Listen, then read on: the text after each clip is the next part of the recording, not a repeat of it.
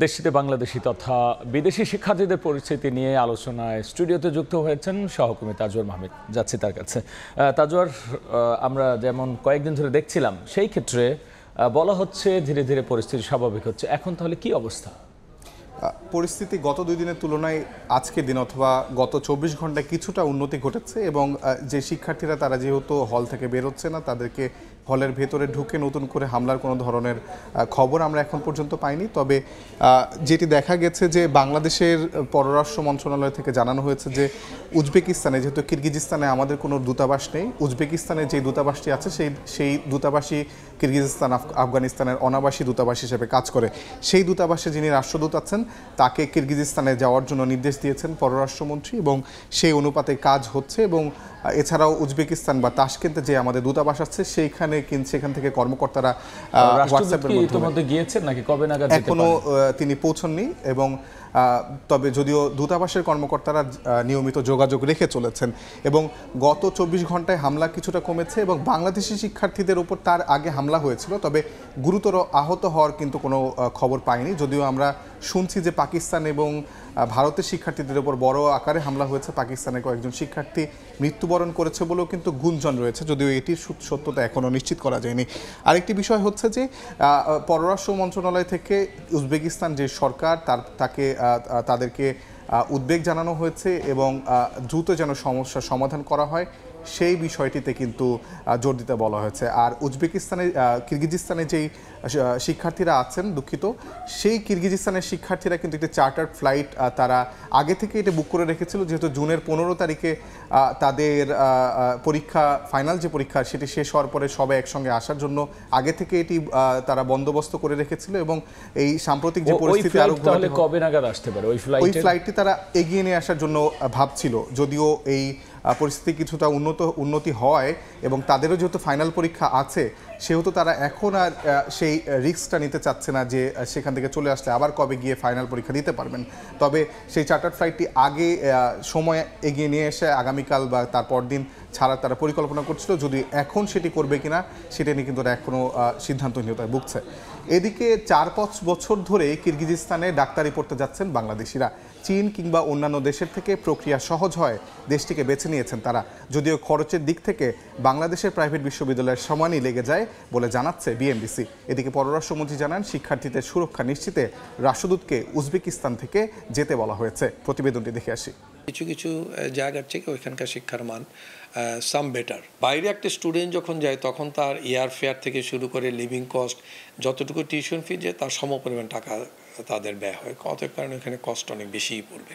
এদিকে পররাষ্ট্রমন্ত্রী জানান উজবেকিস্তান থেকে রাষ্ট্রদূতকে বিশকেক যেতে নির্দেশনা দেওয়া হয়েছে। বাংলাদেশি ছাত্রদের উপর হামলা হয়েছে, তবে গুরুতর আহত হননি কেউ। উজবেকিস্তানে আমাদের রাষ্ট্রদূত আছে, রাষ্ট্রদূতকে সেখানে আমরা যেতে বলেছি এবং এখন পরিস্থিতি শান্ত আছে এবং কোনো বাংলাদেশি ছাত্র সিভিয়ারলি উন্ডেড হয়েছে বলে আমাদের কাছে সংবাদ আসেনি। বর্তমান পরিস্থিতি কিছুটা শান্ত বলে বাংলাদেশকে জানিয়েছে কিরগিজ সরকার, তবে এই বিষয়ে গভীর উদ্বেগ জানিয়েছে বাংলাদেশ। ডিপ কনসার্ন কিরগিজস্তানকে আমরা জানিয়েছি। তাজওয়ার মাহমুদ, সময় সংবাদ, ঢাকা। রাব্বি, সেক্ষেত্রে তাজওয়ার, আপনার রিপোর্ট দেখছিলাম এবং সেখান থেকে উঠে আসলো যে খরচ প্রায় সমান এবং সার্বিক পরিস্থিতি খুব একটা যে আহামরি তেমন না, তারপরও কেন যাচ্ছে শিক্ষার্থীরা? মূলত রাব্বি, এটি যদি বলতে হয় তাহলে কিন্তু আমাদের অভিভাবকদের যে মানসিকতা আছে, কিন্তু সামাজিক যেই মানসিকতা আছে সেটিকে একটু দায়ী করতে হয়। কারণ আমাদের মধ্যে এক ধরনের ধারণা আছে যে ডাক্তারি পড়তেই হবে, কিংবা ছোটোবেলা থেকে আমরা যেমনটি শুনে আসি যে আসলে ডাক্তার ইঞ্জিনিয়ার হতে হবে বড় হয়ে। এবং এই বিষয়টা আমি যখন নেপালে গিয়েছিলাম সেখানেও দেখেছি যে ব্যাপক হারে, আমাদের দেশের থেকে অনেক বেশি ব্যাপক হারে সেখানে তাদের সন্তানদেরকে ডক্টর পরিচয় দিতে পারলেই তারা অভিভাবকরা অনেক বেশি গর্ববোধ করেন। এবং পাকিস্তানেও আমার একজন নেপালে গিয়ে একজনের সঙ্গে পরিচয় হয়েছিল, পাকিস্তান বিবিসি উর্দুতে কাজ করেন। তিনি একবার একটি প্রতিবেদন করেছিলেন যে হাউস ওয়াইফ ডক্টরস, অর্থাৎ যে তারা ডাক্তারি পড়ছেন, ডাক্তার হচ্ছেন এবং পরবর্তীতে তারা হাউস ওয়াইফ থেকে যাচ্ছেন। তো এই যে আমাদের মানসিকতা এক ধরনের আছে সেটিকে কিন্তু শুরুতে দায়ী করতে হয়। এবং দেখা যাচ্ছে যে গত কিছুদিন আগেও, অর্থাৎ 5-6 বছর আগেও যেটি বিষয়টি ছিল যে প্রাইভেট বিশ্ববিদ্যালয়গুলোতে কিন্তু শিক্ষার্থী মেডিকেল যারা ভর্তি ইচ্ছুক তারা কিন্তু কোনো ধরনের মান নির্ধারণের অত বেশি শক্ত প্রক্রিয়ার মধ্যে যেতে হতো না, কিন্তু এখন যে সেন্ট্রাল যে পরীক্ষাটা হয়, কেন্দ্রীয়ভাবে যেই মেডিকেলের এন্ট্রান্স পরীক্ষাটা হয়, সেখানে 40 নাম্বারের একটি মার্ক আছে। 40 নাম্বার না অর্জন করতে পারলে সে আসলে বাংলাদেশের কোনো প্রাইভেট বিশ্ববিদ্যালয়ে পড়তে পারে না। অর্থাৎ সেক্ষেত্রে অনেকে আসলে বেছে নিচ্ছে যে বিদেশি বিশ্ববিদ্যালয়গুলোকে বা কলেজগুলোতে যেখানে মেডিকেল পড়া যায়, এবং খরচ তুলনামূলক কম বলছেন শিক্ষার্থীরা, যদিও 12-13 লাখ টাকা লাগছে, তবে সেখানে যে যাওয়া আসার ফ্লাইট ভাড়া আছে, ফ্লাইট কস্ট আছে, এছাড়া সেখানে থাকার যে লিভিং কস্ট আছে, সেইগুলো যদি যোগ করা হয় সেক্ষেত্রে অনেক ক্ষেত্রে সমানই লেগে যায় বলে কিন্তু আসলে স্পেসিফিক্যালি যেহেতু মেডিকেলেই বেশি পড়তে যায়, সেক্ষেত্রে মেডিকেলের পড়াশোনার অবস্থা কেমন, আন্তর্জাতিকভাবে মানেই বা কেমন?